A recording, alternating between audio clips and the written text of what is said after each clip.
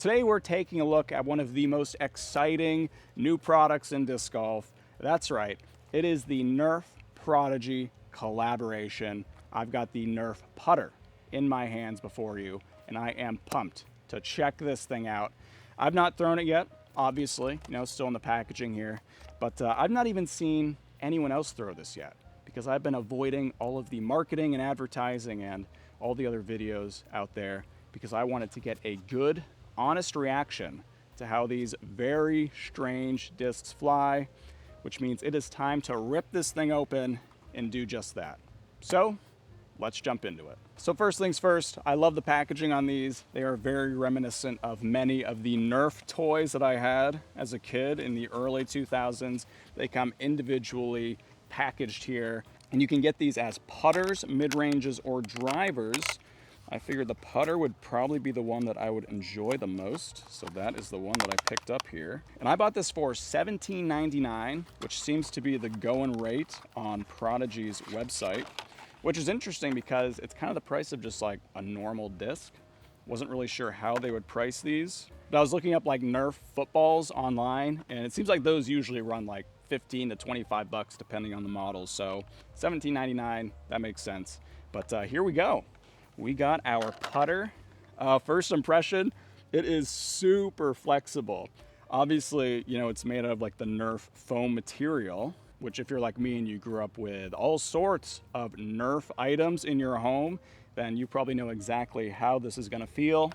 First impression from the hand feel. I mean, I can like bend it so easily while holding it in a power grip. It's got some depth to it. And from what I saw on Prodigy's website, these come in at around 100 grams. So way lighter than the 175-ish grams you'd see in a normal disc golf disc. I didn't see any flight numbers, but I would expect these to be pretty understable as a result. We're gonna start here on a 230-foot par 3. The basket is right over the bend in this hill. It's not the white basket, it's the pink basket, so you probably can't see it, but we're throwing to the short tee pad stay for obvious reasons. Yeah, this is a great putter hole, but is it a great NERF putter hole? We'll find out. So I'm just gonna try to throw this as I would any other throwing putter, like my Proxy, for instance. I'm gonna go power grip, I'm gonna give it a little bit of juice, and hopefully it gets 230 feet.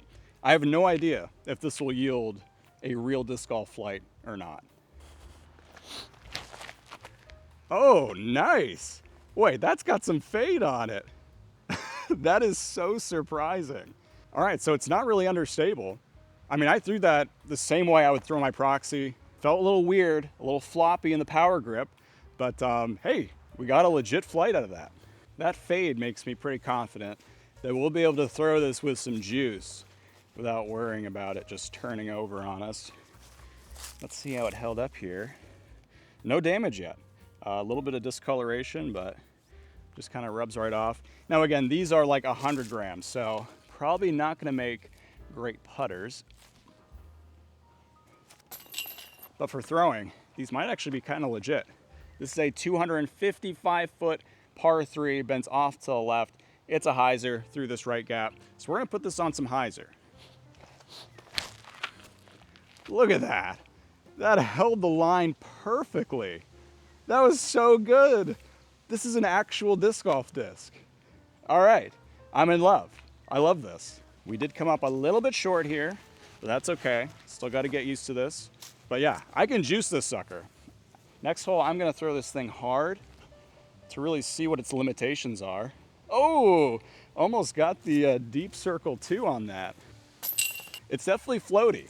It doesn't really have the glitch feel. Glitch catch type disc. I thought there might be some parallels here, but it feels more like just a normal disc golf putter than a glitch does. Here it is compared to my Eclipse Proxy. It's definitely deeper than my Proxy, but you can see it has a pretty typical disc golf geometry as far as the wing and the rim is concerned. It's also really flat, which I love my flat discs, so that's a plus. My only complaint hand feel wise is how soft it is. I mean, it's just crazy soft. So it feels really strange in the power grip, which is how I grip all my discs, including my throwing putters. But I'd say hand feel wise, it kind of reminds me of just like a P2 style disc. especially in terms of depth. But now we got a 311-foot par 3 downhill. You can see the basket there straight up. We do have a headwind, so this will be a good test for the stability. Straight at it, didn't really flip up. That is so crazy to me. Left it a little bit short, but the fact that that didn't flip up, and we even had a little bit of a headwind, that is so crazy to me. It is floaty, like I was saying earlier, but I feel like that's more just kind of the natural byproduct of being so light than it is the disc actually being like really high glide, like a glitch or a spore type disc. Oh, I got a weird putt here. Oh, that could be great. Oh, nearly took my camera out. Well, that's why we throw NERF. If I hit my camera, no worries. I do feel like on each of our throws so far, there's been a point in the flight where it just kind of drops. It's definitely not like a glitch in that it'll just keep gliding endlessly. And because of that, I can definitely push glitch style discs further than what I'm getting out of this. But this is a 243-foot hole, so this is plenty of disc for this distance. We got to crest this hill, and it's just right on the right after you crest the hill, so got to put this out pretty flat. Ooh, that's nice. Go in the basket. Drifted a little bit to the left at the very end of the flight. Like I keep saying, it's got fade. The fade keeps surprising me. And we got the distance perfectly here. But like I said, this little bit of fade off at the end is gonna leave us with a 20-footer. There we go. I'm getting the hang of putting with these. Definitely feels really weird to putt. Like the putting stroke, it just feels like you're holding nothing. It's very strange. And if you think you'd like a NERF disc as much as I've been liking it, you can pick one up at this channel sponsor, Disc Golf Deals USA. They got these in stock. I just checked. They got them for cheaper than what I bought mine myself for. I got this for $17.99. Disc Golf Deals USA selling them for $15.99.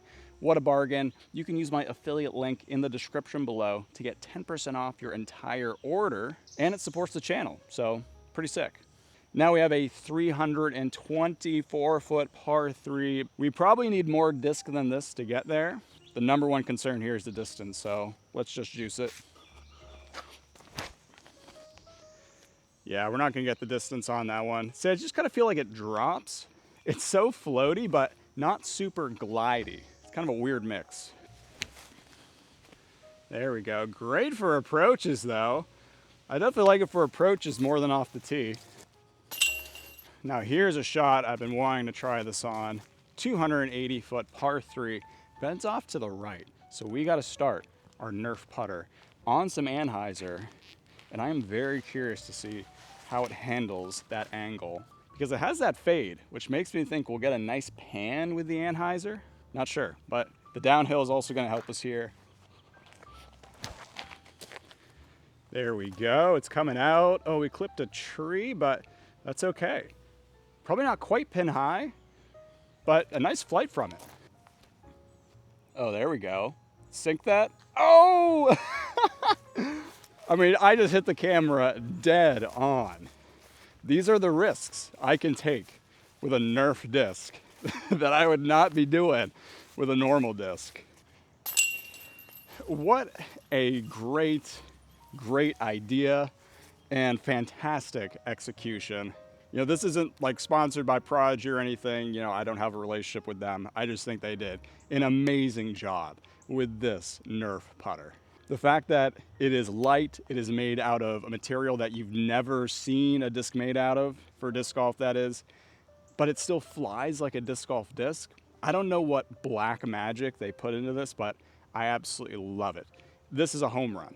The only thing I don't love about it is, of course, the fact that it's just insanely floppy, but it's NERF. I mean, that's just comes with the territory of the material, and it means that if this was to hit a person in the head, much like my camera was just hit, they'd be okay. Not that I advise that or encourage that, and I'm pretty sure on the box it says don't throw it at people, so, you know, if you want to obey the rules, don't be throwing it at people, but, you know, I'm not going to tell on you either.